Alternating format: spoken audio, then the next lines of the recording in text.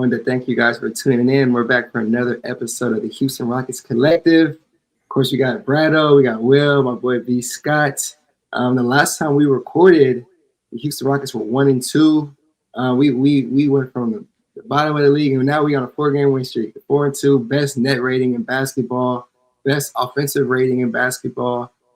Things are a lot better than the last time we spoke. How y'all feel about Rockets hoops right now? Man, I'm excited. Look, the biggest thing from last night or from Monday night's game against the Mavs was that we've seen now that they can win hard and they can win easy, right? Mm-hmm. Like, and I thought the big takeaway from, at least for me, was that it doesn't have to be perfect. You know, we saw a night where Kevin Durant didn't have his best game, where early on Alperen Sengun didn't have his best game. Of course, Amin Thompson was terrific especially early in the game. I guess he wasn't necessarily prolific late in the game. So he was great early.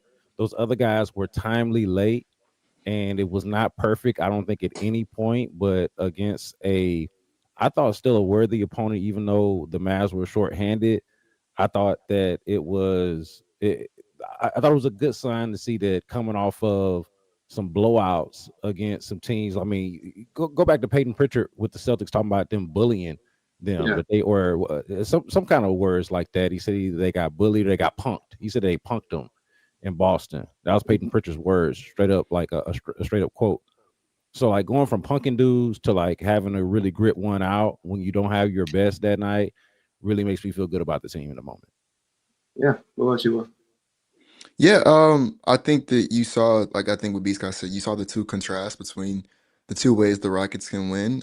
You have the game against the Celtics where I talked about it just recently, where the Celtics are kind of in this retool mode where they don't have Jason Tatum due to injury, and then the second apron made them trade away Kristaps Porzingis and Drew Holiday, and then they let Al Horford walk in free agency, and these are, I mean, I just named minus Derek White and Jaylen Brown. That's like half their rotation from their championship winning team. And so, they're in that mode where they're having to I think there's gonna come a point in time where they're gonna have Jaylen Brown and Derek White go down with like injuries so they can get a better draft pick. So all that to say, this is not the same team that they were a year or two ago when they were, champions and then looking to be repeat champions. And so obviously, current day Rockets versus current day Celtics, the current day Rockets should be the better team. And I think we looked at the better team the entire night. We handled business. We killed on the glass. The defense was amazing. We made shots. Guys with the hustle plays. It was just all around. Like, I think that was some of the most fun I've had watching a Rockets game in quite some time because we just did everything so well. And like all the little things showed through. All the big things were there. Like, it was just the perfect game. And then you got the Mavericks game where, and I was joking about it in a playback yesterday, where like everything that could have went wrong for the Rockets, minus, knock on wood, injuries, of course, right? We don't want to see that happen. But like minus that, everything that could have went wrong, right? You had guys like Josh Okogie, who I want to say was shooting like 60% from the 3-point line going into yesterday's game, couldn't hit a three. Kevin Durant, same thing there, was been killing for the Rockets as of recently, right? Got a bunch. I think he took like 18, 20 shots, I want to say. And I went back and watched the film this morning. Maybe 2 or 3 of them you could say were questionable shots, but even then it's Kevin Durant. You kind of live with the shots he takes. The other were like just wide open routine KD shots he just didn't make. Same thing with Sengun, was missing free throws. He was a pretty good free throw shooter up until this point, was not making them. So like a lot of the things that the Rockets have been doing well going into this game, they did not do well. And as a result, we were in a dogfight to the very end with an injured Dallas Mavericks team that's similar to the Celtics. I think we should just be flat out better than. But I think to B. Scott's point, I think it shows you that we can win the games. We have to dig deep and find the win. And I've been saying it all day. Like sometimes the wins aren't going to be pretty, right? Sometimes even the Thunder, for as good as they're going to be, they're going to push 70 wins. There's going to come a time this season where like they lose to like the Hornets or the Wizards catch them. Like it's going to happen. So having games where you may not be having your perfect game, but you still find a way to win it. I think the most important part is that you won, and we did. So. That's kind of my 2 takeaways from the last 2 games. Yeah, so I guess we didn't get to talk about that Toronto game in here, but yeah, they handled that one pretty easily after, I think it was at the end of the second quarter, they just decided to man up and just run. They ended that quarter on an 8-0 run, and then from there they just took off. That game seemed like a track meet, and I really enjoyed watching them in that one. And then yeah, it carried over into Boston. They beat Toronto by 18. They smacked Boston by 27. They were running man the entire game. That's what I liked about that one. They're just matching up. They have the defensive personnel to just play really good against Boston. We'll mention it. You don't have Tatum and Shooter of the same group at all by any means. They may mess around and end up just waiting to get a draft pick. But not the best team by any means, but it was a good win. You got to take care of the teams um, that aren't supposed to be anything. That was our issue a few years back, so it's good to see them take care of those kind of games. So yeah, the Dallas game, and we'll go into player breakdowns afterwards, and then of course we'll get to the John Morant trade later. Um, but yeah, on the Boston game, what stood out to me, not the Boston game, I'm sorry, the Dallas game, what stood out to me, it was sloppy, it was sloppy, it was ugly. They got the win, which is important. You have to win the ugly ones because the wins that they add up at the end of the day. We talked about it on the show before. It's a competitive Western Conference, and where you're sitting in the standings is going to matter. You don't want to have to play Denver and OKC twice in your path to the finals. You want to make it as easy as possible. So good to win the easy one. Yeah, I thought they made it way too difficult. They did shoot very poorly from three. They were first in the league in threes made. They were shooting like 45% from three. Everyone was cutting up. So that was going to regress eventually. That's what we saw in the Dallas game. I have to get the exact percentage. It wasn't crazy. I think it was like I had the advanced stats pulled up on it. But they shot overall, yeah, 8 of 29 for 28%. So KD, we'll mention it. He shot 6 of 18 from the field. I actually looked at himself for three. I don't think he hit three. But yeah, everyone was off. Sengun was 10 to 20 from the floor. Even couldn't hit a free throw. They still got the win, right? That's what matters most. Dallas, they couldn't off as well. They couldn't hit three to save their lives. For the first time ever, I've seen Klay Thompson have a bad game. Which I think that's the first time I've ever seen that. Yeah, I just want to say I don't think they should be running zone as much. I think that kind of was the reason the game was as close as it was. The defense wasn't as good. KD did hit two big shots. Shout out to B. Pollard in the chat. I'll display that. KD hit 2 threes in a row in that fourth quarter. And I felt like they were kind of negated by letting Dallas come down, get some easy shots when Houston was running that zone. And boom, they're right back in the game. Brandon, what do you think about the zone before I jump to a different topic?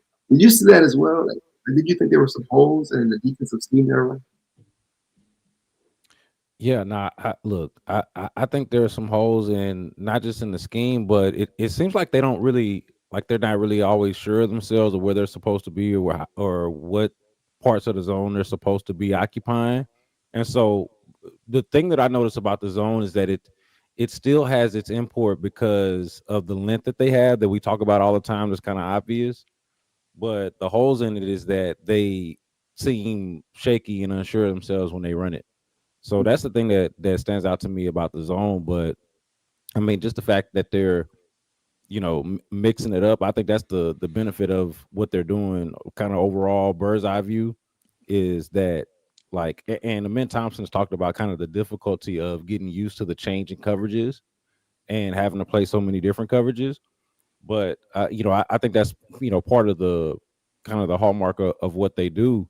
And I'm trying to remember if those shots that we're talking about with KD, just kind of talking about him hitting those big shots. I'm trying to remember if those came off of the Steven Adams offensive boards, if I'm remembering that correctly, or maybe that was a different game. If that's it, but either way, like it's just the length in and of itself, man, makes it make sense. And I think it's just going to take some time for them to kind of get used to running it. But I'm not extremely worried about it as troubling as it looks at times. Yeah. And again, Dallas shot terribly from three in that one. That's a reason you go zone. If they're not hitting a three, just zone them up. We did see Houston zone up OKC. And again, not ideal, but OKC was missing a lot of threes in that one, so that's probably why they were going to it. But again, I'd still like to see them. This is man up. You have the personnel to man. Just go man. Yeah, and run teams out the gym. And I would mention too, like we talked about their defense or them defending the three. Like Toronto, what allowed them to kind of stay in the game for the brief amount of time that they were able to. The zone, they were able to the Mavs were able to find the middle parts of the zone, and I feel like other teams have been able to just kind of shoot against them. right? You know, like Yeah. and Yeah. they've defended the three well at times, but for the most part, it hasn't been great. So those have been the downsides of the zone is that teams have been able to find the zone beaters and beat them with it, and then at times have just been able to knock down shots. Yeah. So it seemed like Dallas figured out the zone at the end of the game. Yeah, that's my main point. So I mean, we'll see if they do. I was gonna say they figured it out because they just put PJ Washington in the Yeah. middle of the zone and just Mm-hmm. told PJ to beat us. And Yeah. Yeah. that's my issue with the zone is just you can't run it as a default because NBA teams, these professionals, bro, they teach you in AAU in high school how to beat a 2-3 zone. Mm-hmm. It's an easy zone to beat. The reason why it works so well at the lower levels is because guys aren't professionals, right? So you can kind of okay giving up open threes to a 16-year-old because he's not going to shoot 40% from three, right? But when you get to the professional level and all the like, I don't care who you are, bro. Like Colin Murray Boyles was a guy who didn't shoot well from three when he drafted the Raptors. I mean, he was making threes. Like these guys are professionals at the end of the day. Like you give a professional an open three, they can make them. Um, and so same thing there with PJ Washington, right? Like the zone is easy to beat because PJ Washington's a professional. Middle of the zone, floater, over and over and over again, right? And if he's not getting floated, he's getting fouled, different things like that. Like we let him get into rhythm. Now he's hitting the transition threes, different stuff like that. And so yeah, like that's kind of my issue with it was just that we're making our defense that honestly I don't think needs the help, right? Like I think we're good enough defensively to not need a zone, right? Amin Thompson's a great defender. Josh Okogie's a great defender. Jabari wasn't there against the Yeah. Mavericks, but he's been someone who's taking some strides defensively. Kevin Durant's taking strides defensively. And then Alperen Sengun, like I think is sneakily one of the most mobile bigs when it comes to defense in the league, period. Like, watching basketball, there's not too many guys out there you see who switch onto the perimeter as much as Sengun does and then not get cooked on the perimeter like Sengun doesn't get cooked. And so, like, I don't think you kind of need to go zone. So yeah, that's just my 2 cents on it. I don't really. I think you can run zone situationally, but the default that it's been every game so far, except for the Celtics game, I think is kind of a mistake. I agree. I personally agree. Again, we'll see. They got Memphis next. I'm curious to see how they play against them. But yeah, I mean, they have to run it. I guess they don't have to run it, but I was going to say they've been running it primarily with the Steven Adams and Sengun, pairing. That's when it seemingly started last year. It's carried over into this year. And I will say the two-man rating is a net rating of a 22 so far. And again, that means they are scoring opponents by 22 points per 100 possessions when they're running Steven Adams and Alperen Sengun. Plus minus in that lineup this year in 95 minutes, plus 56. Very good, right? But again, if those two are on the court, I don't want to see the zone. If it's those two, I'll let it slide, I guess. But I just don't want to see the zone because it didn't look good in that one for sure. So that being said, not to cut you, I was just going to say, just conceptually, the length is why it makes sense, right? Exactly. We talk about the length to death, and so we understand why you say, okay, we got the biggest starting lineup since whatever year, right? Mm-hmm. Whenever we put this lineup out there. So my point is, like, if they run it correctly, I think that that it can work. It can be effective, but then also to Will's point, the reason why zones normally work are because guys are either ill-equipped to beat them, just like from a skill standpoint, or because they get easily confused by it. And professionals, as Will pointed out, are not going to be either. They're going to be able to hit the shots and they're going to be able to solve the riddle, if you will. I'll also add on to this. I completely agree. If it's a default defense, as Will mentioned, it's going to be easier to figure out. I like how they ran it last year.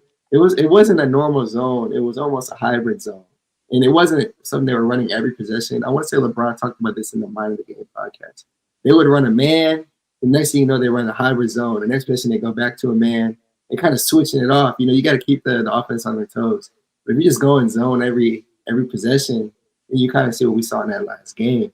So, yeah, I mean, I think they should just. I'm not saying maybe I'll walk my last statement back. Maybe not just nix the zone, but you gotta at least throw in some counters or switch it up a little more and not make it so predictable. I think that was what was the issue, the predictability of it. Shout out to randomized handle, giving Will a compliment there. But we'll jump to some individual play. I'll let any of y'all go. Is there any specific player Since we'll talk about the win streak as a whole, not even the last 3 games. Any player you want to touch on in this moment? So I kind of got a mix. I got a player who played and then the one who didn't. Like I got a Min Thompson. I mean, can we just give a Min Thompson a moment? Like, Yeah, that's it. bro. All right, so like we've marveled enough at Min Thompson over the last few years, especially last year and at times early on this year. But the missed free throw, because we haven't mentioned this yet, the missed free Yeah. throw, offensive board, pass, and then catch the lob and then reverse dunk. Mm-hmm. I don't think like it was the moment that had me go, look, who is this dude? And I know who he is. I was like, who is this guy? First of all. And I don't think y'all tell me, and I know I'm a little bit older than y'all, but I don't think I've seen that before. I don't think I've seen that sequence of like I've seen somebody rebound their own, put back their own miss on a free throw.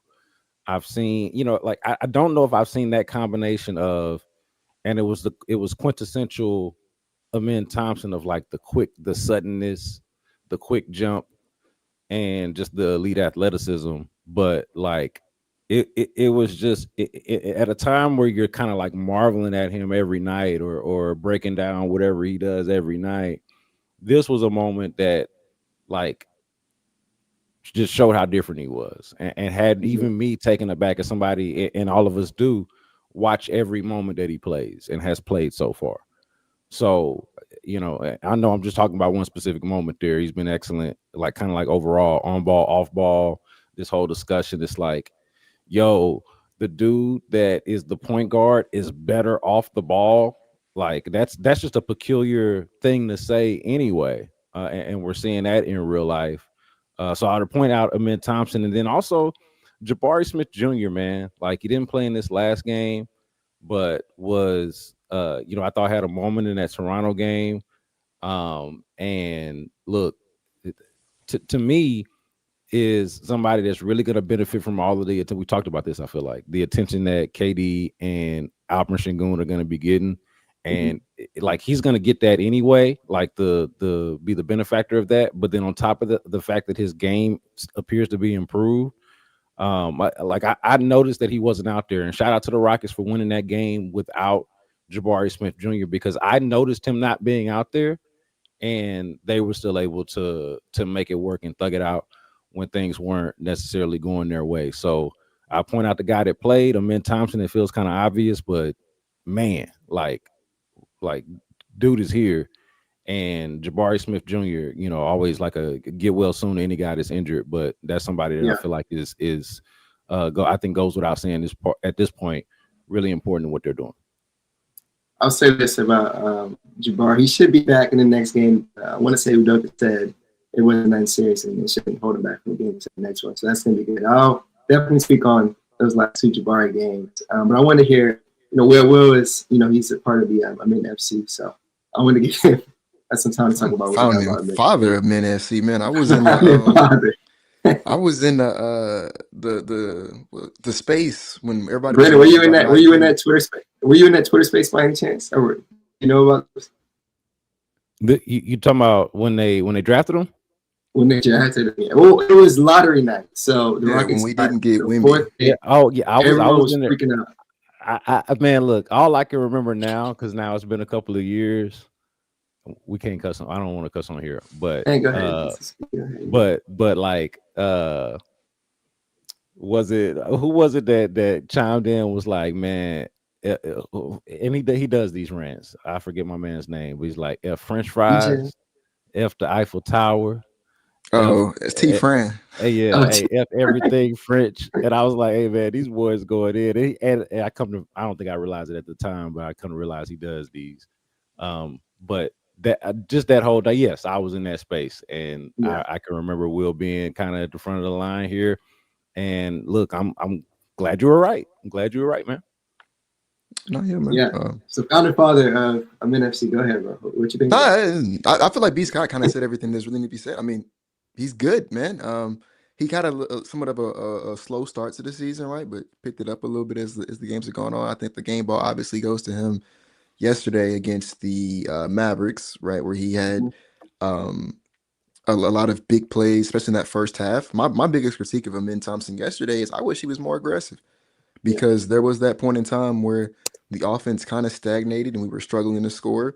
And no disrespect, but Kevin Durant had the best night. Like I said, he got a lot of open looks, weren't going in. Sengun didn't really have it going from a scoring perspective until like at the very end when he like the clutch free throws and then obviously the walk down on Daniel Gafford to kind of seal the game away. The only guy who really had it going from an offensive standpoint the entire night was Amin. And I think he kind of got into, I don't know, his head a little bit, but it was more of like, all right, let's just run the offense like normal. And it's like, okay, that's cool, but like we're missing shots and we're not making them. So now I kind of want to see you as someone who hasn't making shots, who hasn't making things happen, force the issue a little bit more.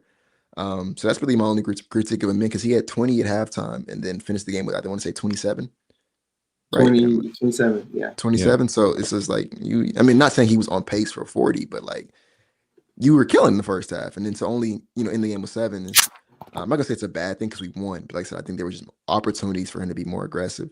And then we see him developing as a point guard, obviously, right? Some of the reads have been coming in transition, but a lot of the reads have been coming in the half court set, right? We saw I think it was the second play of the game where Min and Shingun kind of run a little 2-man, and then the men slipped the ball really quickly like a bounce pass. Shingun, he dunked the ball. You're seeing their chemistry continue to develop, and you see how not just Min making Shingun's life easier, but Shingun making Min's life easier. So you kind of see that duo growing. It's just interesting, man. And then like I was gonna say is with Shingun, what stood out to me the most with him is how he closed the game against the Mavericks, right? Because he, like I said, had an up and down game from a scoring perspective. Make your free throws, man. That's the big thing. 6-11 for the free throw line. Yeah. Want to see 8-11. I feel like that's a reasonable mark to ask of him. So yeah, I was want to see him make his free throws. But outside of that, the way he ended the game, he had the huge deflection to stop that lob D'Angelo Russell was throwing to Daniel Gafford to kind of end the game. And I'm gonna be real, that gets through. That changed the dynamic of the game, obviously. So he stopped that from happening. Then he obviously, like I said, hit the walk down on Daniel Gafford itself to give us like kind of the go-ahead bucket that gave us the cushion we kind of needed to win the game. And then I can't remember if this happened before or after the walk down. I want to say it was after.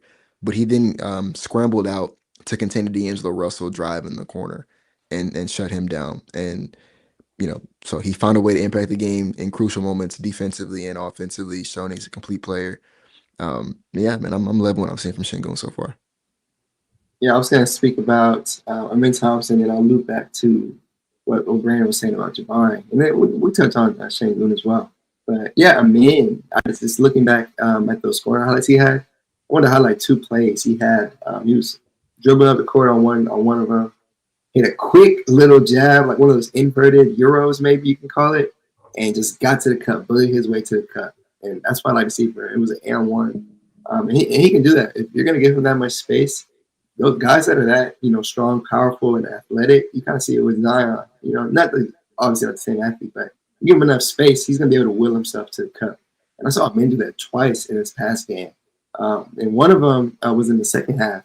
He did the same thing. He got to the cup, got some space, hit a Euro, got an easy bucket. And I love seeing that for him. Just keep attacking.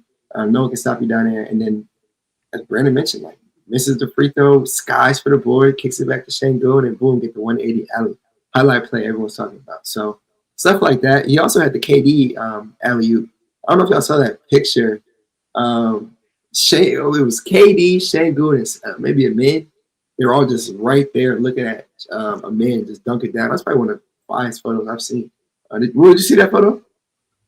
Yeah, it's another one where it's like men in like who was it? That was a crazy photo. It was Katie. I can find it. Yeah. Well, why you find it? Amazing visual, but outside that, amazing dunk. So man, he was getting out transition. It was, he was running. Katie, Tari, and Sengun. Yes, that's what it was. Yeah. Gotta hang that one on the wall. But yeah, that was definitely his best game of the year. 27, 5, and 4. And I wanted to speak on his last few games, because if you just look at his last 4-game stretch, right? The first 2 games he had 6 assists combined, But man, you look at this last 4 game sample, he's averaging 18 and a half, 7 rebounds, and 7 assists, which is very solid. Only 2.5 turnovers in that span, and Rockets are winning those minutes of his by an average of 20 per night. So very good minutes from him, and that's on a 59 true shooting percentage too. So hey, you take 18, 7, and 7 from your point guard, right? And as Brandon mentioned, he's not just a point guard; he's very versatile. You throw him anywhere, and he'll be very impactful. So yeah, I thought he's been playing extremely well. Another person that was looking really good, and he didn't play in that last one, and it was noticeable he didn't play, was Jabari Smith Jr. I do agree. In that Raptors game, he went from being the youngest Rocket to ever have 25 points, 5 boards, 5 assists without a turnover, to in that Boston game, tying his career high in blocks. And I just talked about this on the Brandon Will show with Will. It'll release tomorrow. But Jabari is not getting those like little blocks, right? Where, Fred VanVleet gets those blocks where he kind of just swipes down the ball and then giving him the block. Now Jabari is getting the I'm gonna meet you at the rim at blocks, right? Like I'm trying to yam it on you, and he's just it's not happening today. You got one on Jaylen Brown, you got 3 other ones just at the rim, and that's what I want to see from him. That's very impressive rim protection. He's acting like he's a 6'11" big. He's pretty much staying in the paint in those minutes where Sengun was kind of roaming around, right? But he was big in the paint. Like he was balling, very good defensively. My only pet peeve right now with Jabari Smith Jr. is hit the open threes. That's all you gotta do. I think NBA University tweeted the Rockets are first in the NBA right now in wide open threes. 57%, right? So I mean, outside of Amin Thompson, I do not expect Jabari to be at the bottom of that list, right? He's shooting like 35.7% on the wide open threes on like 3.3 attempts a night. He increases that, man, you should be hitting 50%, 45% on wide open threes. Like that's what you came to the league to do. If he's hitting those, then he's gonna take that next step because he's already hitting more shots than normal. He's averaging 15 right now, averaging career high in most things. And again, the defense looks really good. So just hit the open threes, man. That's all I ask. It's only been 6 games. So I can't gripe too much on it. It's been 6 games. But hit the open threes. It was kind of a theme last year, so I'm kind of talking about it. But that's what I want to see from him. So, yeah, that's my thoughts on Amin and Jabari. Brandon Will touched on Operation Sengun, so I'll let you go, and then I can speak about Operation Sengun. And then we can jump to like Josh Okogie or something, because I think he's been amazing. Yeah, man. Look, Sengun, I pointed this out earlier in the show about like, man, just when you don't have it that night, kind of just digging deep. And so that was the thing that I was really impressed with him. I mean, we talk about this all the time, but like the pressure, maybe Will just said this, but it's not just, a men taking pressure off Sengun, and Sengun taking pressure off a men. It's obviously KD's presence makes everybody's job easier. I'm just loving how much everybody's game is complementing one another, or seems to complement one another. I think we saw that going in, but we're seeing it play out as they kind of learn how to play with one another. But look, I want to co-sign what you just said, Brad, about the free throw shooting. And look, you're an easy grader on the, hey, I'll take 8 of 11 or something like that. Look, I have no patience. Y'all will learn this about me as we do this more. Oh yeah, Will was saying that. Yeah. No, I'm with you. Bro, I don't have any patience for, like, unless you're Shaq. Mm-hmm. I don't really have, and there is no another Shaq. I don't really have a lot of patience for not making your free throws, man. I can't abide by it. My heart don't understand it. You're a professional. And especially if you can kind of halfway shoot, like if you're like DeAndre Jordan, you know what I mean? Like I understand there are certain guys who just can't shoot free throws, but I don't see no reason why Alperen Sengun shouldn't be, a much better free throw shooter. And I'll be a tough grader until the day that I die on that. So I just want to co-sign and go even further on that, on the point about hitting your free throws, especially since we're talking about a team that we expect to be doing this podcast later in the year, talking about a real contender, about a real playoff team. Right. When look, game number 6, 7, and 8, whatever, like of 82, I mean, fine. But when we start getting into the nitty gritty and all of that starts to really matter, and it's been Alperen Sengun, the one that's talked about leadership, right? And how, hey, we're the leaders of this team. Me, KD, obviously, Amin's got a role in that leadership role just by nature of his position. But like, you're a leader, Like I need to have that from you. But I mean everything else, like I mean I don't really have much complaints about Alperen Sengun, especially as like the connector and offensive hub of the top offense in the NBA. You know, how could I be mad at that guy? So, but please do make your free throws and make a habit of it. Yeah, I can't talk about Sengun without saying, and shout out to Tommy real quick. I'll display that what you just said. Thank you, Tommy, for chiming in. But for Sengun, I have to talk about how every single game he's played this year, he's had at least 6 assists. And Mitty, shout out to Mitty Dad. He's actually huge friends of the show. He put it out there. He's doubled his assist count the first 6 games from last year's total to this year's total. Shows how much of a leap he's made and how much Ime Udoka has gained trust in Alperen Sengun. Of course, he had to, throw more workload into Sengun without Fred VanVleet. But he's doing an amazing job, right? I mean, from the first game to now, 7, 7, 6, 9, 9, and 6. Those are his assist totals. He's done an amazing job. He's averaging 7.3 on the year. So I have to give him a shout out there. He's really the engine that makes the Houston Rockets run. He's the best all-around player on the team. I think that's fair to say. He's the best all-around player on the team. That being said, I have very high standards for Alperen Sengun. So I said it on my TikTok. I said it on the Brad and Will show. I said it on this show as well. Yeah, 26, 11, and 6. And I may have already said it already. I forgot. But yeah, the 10 and 20 is fine. It's just the free throw shooting, as you guys both mentioned. He's shooting 73% now from the free throw line. And I know he can shoot. Like, it may not show yet in the three-point shooting. Like, right now, I want to say he's still shooting really well from 3. 47% from 3. I look at what he did when he was in Turkey when he won MVP. That's usually a good indicator, what you're doing at the free throw lines at a young age. He was shooting 81, 82% his MVP year in Turkey. He can shoot. It's not going nowhere. So I knew the 3 ball would come eventually. There's no reason for him to be missing free throws. I think it's all mental. So, yeah, 6 of 11 is not going to cut it. He needs to get that closer to the 80% range, especially with his free throw rate being so high. He's excellent at drawing fouls. He's going to get to the line a ton. As of right now, he's shooting 8.7 attempts a game on the free throw line, which is it's absurd, especially when you're playing with Amen Thompson, who's getting to the line at will, with KD, who's getting to the line at will. That's the reason why they're first in the league in free throw attempts per game and free throw makes as well. But, yeah, you got to make them when you get there. 73%, you can be better than that. So it's the little things with Alperen Sengun now. He's doing the main things, right? He's facilitating extremely well. He's hitting threes. So those are really good to see. But he does need to improve his efficiency still. 58.6 true shooting. We can dive into like the splits, right? If you look at his shots from the floater area, I want to say he's in his free throw percentage is in the 23rd percentile. It's not very good, right? It's awful, actually. Yeah, so he's got to improve the mid-range game. 38% on his jumpers. Little things he's got to work on, right? He's good in the restricted area, good in the paint. Just again, little things. I can get specific now with Alperen Sengun now that he's really elite. I still think he can get a second all-team NBA. But yeah, it's little things. Got to work on the efficiency. It's the reason why Jokic is he's the best player in the world, right? Top 2, however you feel about him. But he's just really efficient at every spot on the court. I'm not saying Sengun has to be that, but I've seen him play to the point where he's really efficient with the float. He gets to the spot, gets to the spin move, gets to float in the post. He has good touch. It's just we haven't seen on a consistent basis. So I just wanted to see him get to a point where he can be consistent. Again, not Jokic level consistent, but just consistent to his standards. So that's my thing with Sengun. But overall, he's been really good.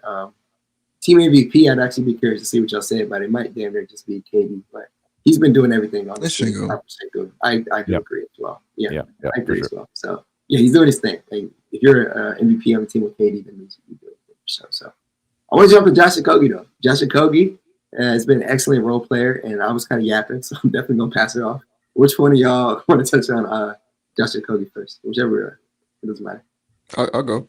Okay. Because I ain't gonna lie, I think I've been I ain't gonna say I'm the leader of the Josh Okogie FC. I'm not, but how many players are you the leader of the FC? No, I'm not the leader of Josh Okogie FC, but I have been the newest member of it. I'll put it like that. I've been enjoying Okogie's minutes. He didn't even have the best game from a scoring perspective last night against the Mavericks. Like, so I think we had the regression to the mean hit us in like the worst way imaginable. A guy who was shooting 60% on catch and shoot threes was shot 0%. So we kind of, like I said, we got that regression to the mean. Mhm. But even though he missed, I thought that the shots he took were still high quality shots. I'm very much a process over results kind of guy, and that was good process from Okogie to find a way to spot up and make and get into the opportunity to make those shots. He still played phenomenal defense. His screen navigation is phenomenal. Matter of fact, I think he might be the best at navigating screens on the team, to be completely honest with you, because between him and the men, I'm going to Kogi. There was a play, I forgot who it was. No, I remember it was. It was whoever that random big was that they had backing up Gafford. I think he was number 30. I could be wrong, but the tall, Was dark that skin, was that I don't, Boucher? I have no idea what against the Mavericks. He It had might the have been French. Chris Boucher. He had the French. Yeah, he had the French name. I'm not Probably Or sure. Boucher. Whoever he was, right? I remember when I was rewatching the film this morning, there was a possession where he tried to set a screen on Kogi, and Kogi just like didn't make contact with it at all. It just completely got around the screen Oh, Will. 30 It seconds was in the play. Musa Cisse, Cisse. Yeah, Cisse. we got that at the same time. Yeah, I I have don't know who never it is. heard of him I before. never heard of mine. Yeah, me neither. Wow. Well, shout out to bro. But yeah, his screen did nothing. Mhm. We saw Kogi get around it pretty easily. He doesn't force the issue. Matter of fact, the only thing he's done in the last like 3-4 games where I was like, a Kogi, what are you doing? Was in the last closing seconds of the Mavericks game, he threw a kind of like a lob, lofty pass to Tari Eason in transition. And Tari catches it and dunks it, and it seals the game away. But I'm just like, man, like that's just an unnecessary risk to take. You kind of tell, I don't think he was even confident in the pass he threw himself. I'm like, man, just hold the ball, get it to like KD so he can make these free throws and get up out of here. But and he like I said, even though that's me nitpicking, it still resulted in a made basket. So I've loved the Kogi's minutes. I think he's through. What are we? Yeah, I did say no when that happened because I was like, I just We held got to the speak. ball. We'll speak on that too. Who threw that So pass? That was KD that threw that pass. I mean, it was both. I said no when Okogie did it too because it was similar concept. Just hold the ball. But Yeah. regardless, he's been great. And like so the biggest takeaway for me with Okogie is that we now have another playable body in our rotation. He probably won't start forever. He's been starting for No. us recently, but I think he's someone who, at least assuming he sustains the level of play he's been showing us so far, he's never going to leave the rotation. This is a guy you want to play every single night, and Right. you get DFS back. Who I saw somebody ask the question earlier. We don't have a timetable on his return, which to me tells me he's not close. Because if he was, you would know. So me personally, this is not even sourced. I don't think we're seeing him until like December. I don't think he comes back before then. Just because we haven't heard nothing, and that's usually when a guy hasn't even given a timetable, he's not close to coming back. So, but when DFS does come back, that's probably a guy you look to, if nothing else, work his way into one day starting, right? So I mean, obviously he should be better than Josh Okogie, but the good news is that DFS comes back. He's a rotation level wing who hits threes, plays defense. Kogie's another guy who may not be as good of a shooter, but obviously it's a great defender, is a great teammate, knows his role really well, plays his role really well. I'm loving what I've seen from Okogie, man. I hope he keeps it up. Yeah, I mean, I can keep it short and sweet just to say that, like, you have in Josh Okogie, you have the Rockets have a point of attack defender and a reliable, incredible shooter that I did not account for at all in their rotation. To Will's point about him being a part of the rotation, like I just did not factor him in, and like at all. And so now I can, when DFS comes back, if it's longer than we expected, who knows? Like you said, we don't have a timetable, so who knows when that actually is? It kind of relieves the stress of that, and then it just adds the depth for when he does, man. Like to me, that's the, and we were talking about this, like, making life easier on guys. Like, he makes life a little bit easier on Amin Thompson to know that you got another option out there, somebody that can, at least that can guard. The point that Will was making about, I didn't even think about this until you said it, about him being the best at fighting through screens. Like, I don't even know if I had made that mental note until you said it, and I'm like, yeah, now that I think about it, he definitely is that guy. So yeah, no, I mean, I would co-sign all of that, and just point out that you've got somebody that you can pencil in based on, and look, his worst night was last night, was against the Mavs, And I mean, this guy's on the plus side of the plus minus every night. And his Mhm. worst night, he's just right there neutral, doesn't hit a shot, but he's out there, to Will's point, just doing his job, uh impacting the game, not necessarily in box score type of ways, but in just Yes. in functional ways. Mhm. And so there is value in that. And I think it is worth pointing out that, he's somebody that can shoot the ball on a team that has shown itself to be one of the better offensive teams, if not the best offensive team in basketball. So there's a plus there. He's a guy that can defend on a team that we think is really good defensively and expect to be much better defensively than they have been, but so far has not been great defensively. So he's an additive where you're strong, and he helps you where I don't want to say you're weak, because that would be me sitting here talking about the Rockets being a weak defense. I don't think they're a weak defensive team, but where you haven't been as great. Mhm. And so shout out to him for that. Yeah, I'll say this about Josh Okogie. I never thought he would. I know it's early. I said it before, 6 games in, but he's coming in, sniping from three and D right now, shooting 50% from deep, even after the last game when he was off. Before the last game, also had an 86 true shooting percentage, which was absurd. He's playing really good on defense. Again, this is a guy I thought would be a third stringer when he got to Houston. Of course, you get the DFS injury. They disclosed that injury late on him. So, okay, he's next in line. He looks really good, like amazing. In fact, like the starting lineup has 20-ish net rating right now, I believe, which is very solid. Like those minutes have been really impressive. Will mentioned it, his screen navigation has been excellent. He's been a pest. Yeah, and his that wingspan really shows on him. I want to say he's around 6'4", but he definitely does have that 7-foot wingspan. So I got to give him all the credit. Will's mentioned this a few times. He's been a star in his role. He's not out there forcing too much action, if any action at all. He hasn't made any boneheaded plays that I could think of outside of maybe that last one. I have to go back and watch that play, Will, just to see what you're talking It about. wasn't even a bonehead. Like if it was any other point in time of the game, it's the right You decision. would have been cool with it. Yeah, but in that last minute, I'm just like, we've been struggling to do that. Just hold the ball, right? Just don't even open the opportunity for them to somehow steal the ball and then go down and game us. Let's just hold Yeah. it, right? So that was my thought process there. Yeah, so even in a game where he went 0-5 from the field, I didn't realize he went 0-5 from the He didn't make a field. shot. And I'm not gonna rush. They were all good looks. Like it wasn't like he took a bad shot. He just, I mean, like I said, it happens, right? The regression to the mean happens. You have games where what did he shoot? Like, didn't he have like some crazy magnet ball night the other day?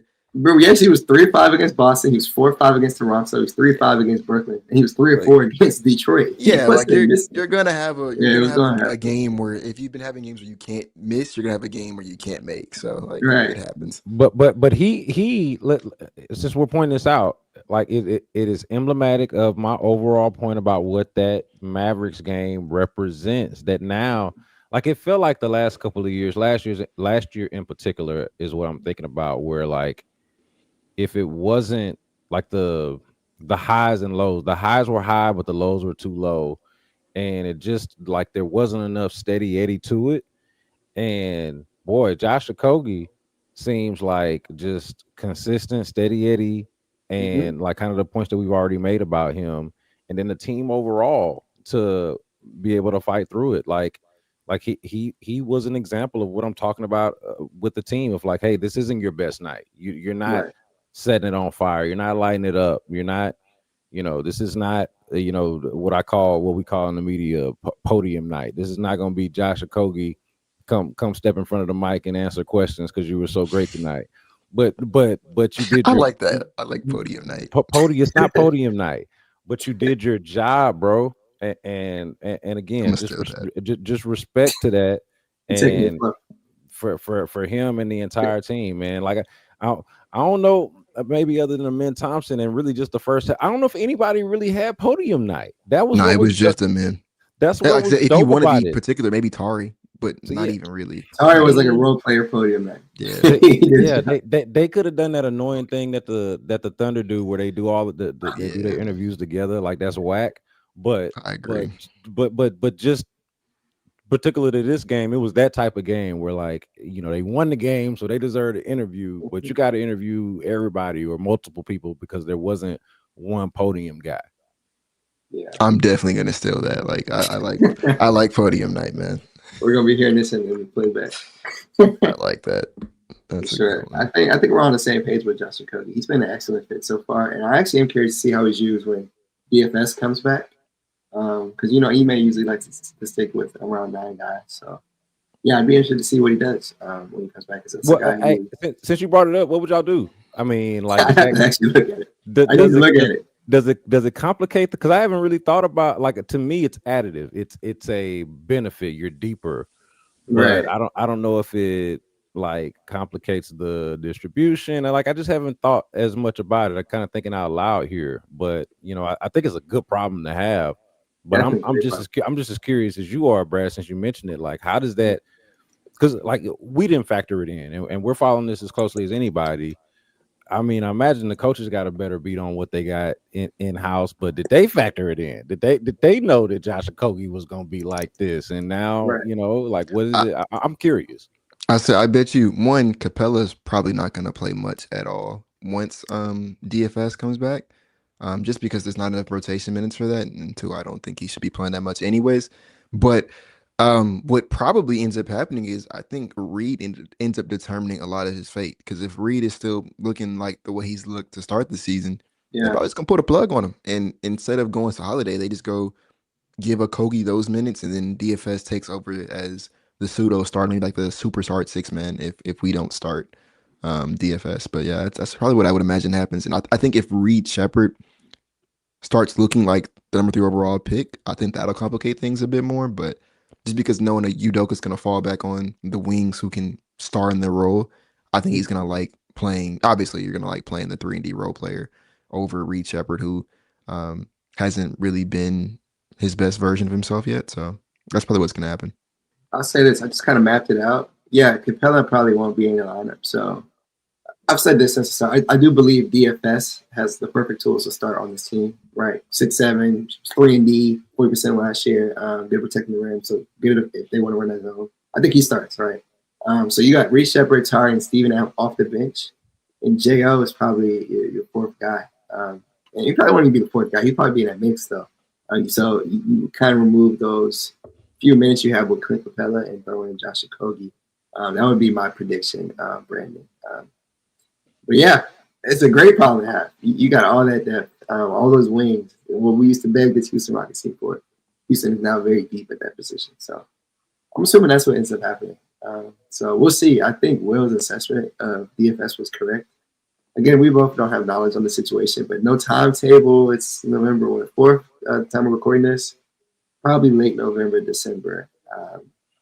We'll see. He's been shown on practice, running around shooting threes doesn't mean much. So I guess we'll see what happens there. But outside of those guys, I'm trying to think of another guy we haven't really talked about. Tari Eason. I want to talk about Tari Eason, who is right now shooting 57.7% from 3, 15 of 26.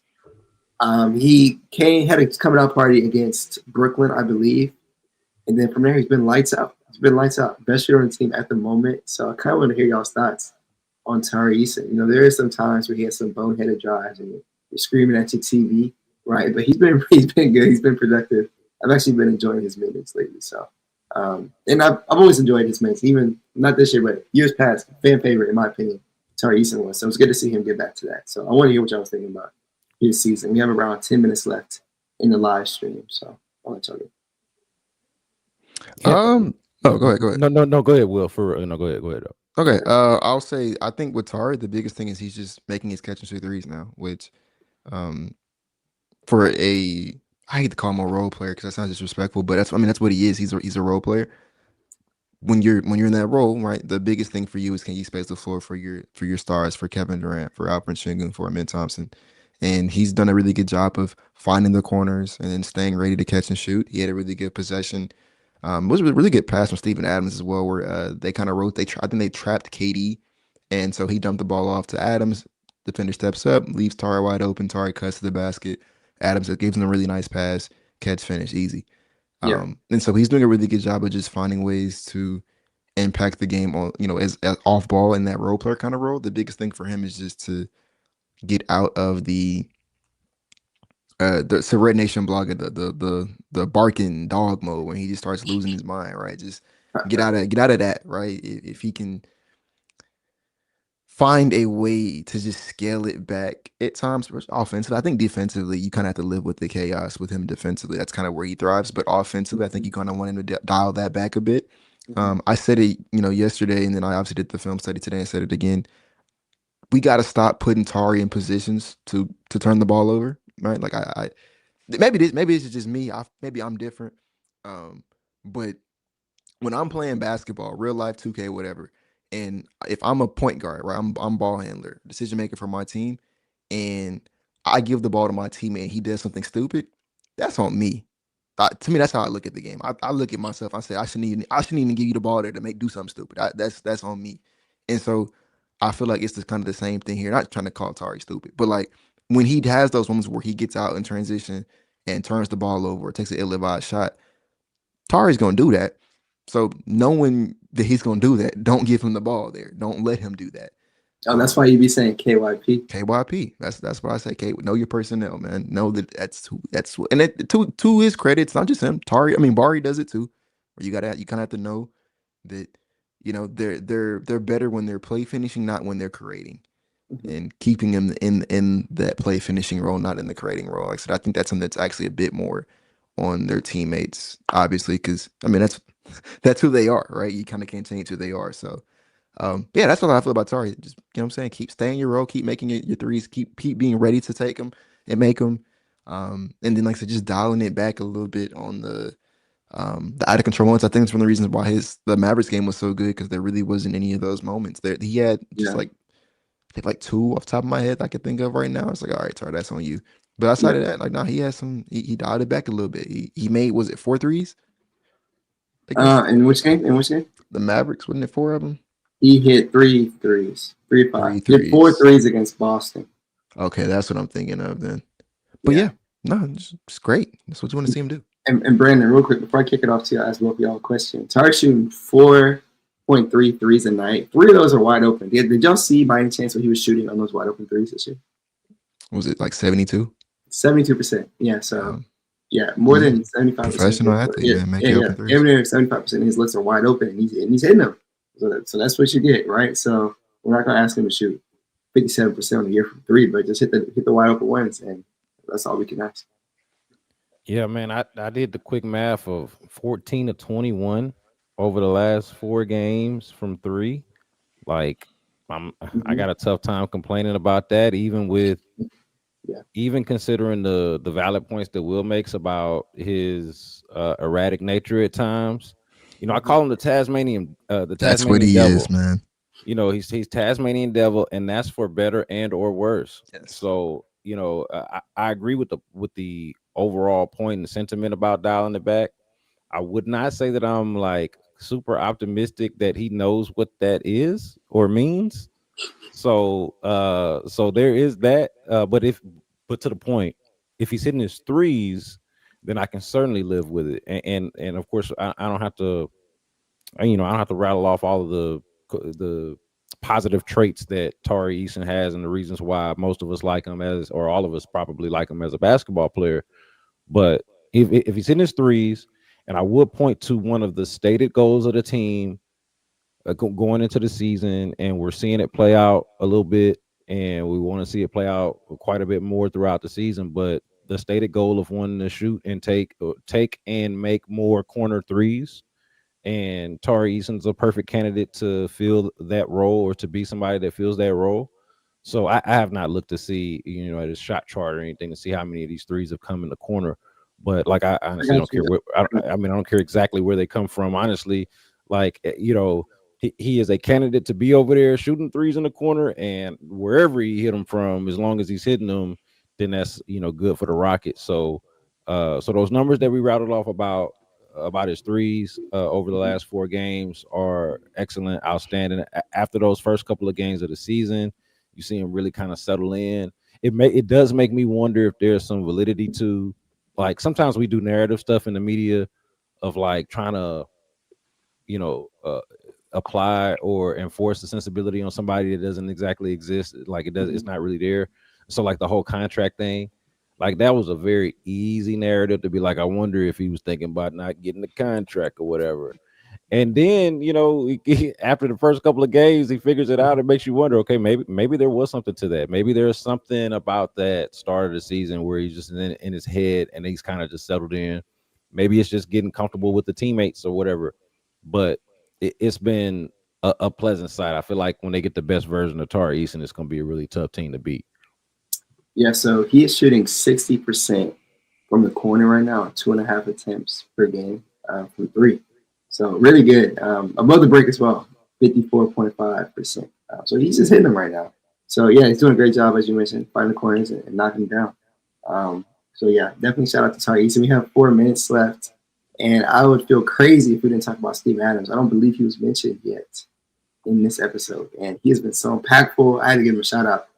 Just looking at his box score, the Rockets always win his minutes by such a wide margin. In this win streak, in the 4 games, they won his minutes by 20 against Brooklyn, 14 against Toronto, 13 against Boston, 6 in this last win against Dallas. And it seems like he gets every single offensive rebound. If you look at his, and I'll pull it up because it's an absurd total. Hopefully it shows quickly. If not, I'll try to find it later. His rebounding percentage is off the charts. He gets damn near everything, and if he's not getting the rebound, he's getting fouled trying to grab the rebound. It seems like he's held, and you can call foul any play. He's fighting to the glass. So I have to give him a shout out. And just looking back at what they gave up to get him, Oladipo and like a pick, yeah, that was a steal. That was a steal. So shout out to Stone. That's probably his second best trade agent. Yeah, I had to give a shout out to Steve. Hey, look, I'm so glad you brought it up because look, I'm not going to even look. So we know he's a machine on the boards, especially on the offensive boards. Mm-hmm. It is not it is not a coincidence. I would say it's related to the Rockets themselves being the best in offensive rebounding percentage, to me, kind of by a mile, I would say. And it has a lot to do with Steven Adams. I just want to point this out, and I'll pass it on about Steven Adams. How much it just looks like hell calling yourself trying to box this man out. Y'all ever notice whenever somebody had to take him to the ground or they go to the ground with Steven Adams because they're wrestling with him, and it's just like he's not moving. Not moving at all. He's not moving at all. So the best, your best like way to box him out is to tackle this man. It is just one of the more fun sidebars and watching the game is like, a game that has so much finesse to it, there's so much about skill. And Steven Adams is a skilled player, don't get me wrong. But like this is the guy that's out there whose game is brute force and just being bigger and stronger than you. And it stands out so much, man. It never fails. It feels like every game there's somebody that is trying to move Steven Adams and is failing miserably at it, and it looks like they're having a miserable time at trying to do it. Yeah, last thing I'll say before I pass out to Will, Colin Murray, boy, did I butcher his name? Is that what it is? Yeah, he's a rookie, guys, and he said what stood out to him was he tried to box out Steve-O, and his wrists are like still hurting. This was post game. He was unbelievable how strong he was. I thought that interview was hilarious. But yeah, go ahead, Will. I'll let you speak on it. I ain't gonna lie, no, y'all summed it up, man. Really good player. Impossible to box out. Yeah, might be the best screener in the league. One of the best screeners ever. Buys you so many different possessions because of his offensive rebounding, because he gets fouled so much, because you have to occupy space on him. Man, I mean, we talk about backup bigs. He might be the best backup big in the league. So, go ahead, B. Scott. I could. I'm trying to remember what the exact quote was, but Ime was talking about. I don't know if we've hit on this, but how like that threat that Steven Adams imposes and just the team overall with their prowess on the offensive boards, how it keeps the opposing, like it helps their trend. And look, they haven't been great or hadn't been great. I haven't looked in the last couple of games, but there was a stretch there where they hadn't been great in transition defense. But the presence of Steven Adams and then by proxy, the threat overall of the team as an offensive rebounding team kind of keeps other teams from leaking out. And kind of keeps them honest a little bit, because they gotta, everybody's kind of gotta commit to boarding, commit to rebounding, because if you don't, Steve-O's gonna be there to clean it up, So like it's and I think that's an underrated sort of X's and O's aspect of it, of like, hey, you don't necessarily see this per se, but it factors in. It kind of keeps the other team honest a little bit, knowing that you don't just got scrappy dudes out there offensive. You got arguably one of the best to ever do it on the offensive glass, and just a gang of athletes around him and length around him that's also capable. Sengun had a tip in. He's not the only one. So to me, it just keeps the other team honest.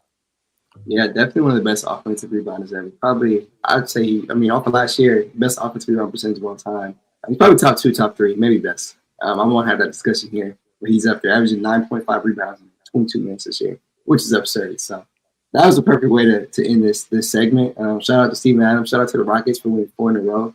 And shout out to anyone that's still listening. I think we see 61 in here. Thank you, guys. We're going to be here all year, every Tuesday, it looks like. Unless there's a game on Tuesday, you catch us on Wednesday. It's a double header, then you'll catch us on that Thursday. But you get the point. We'll be here once a week. Again, thank y'all for tuning in.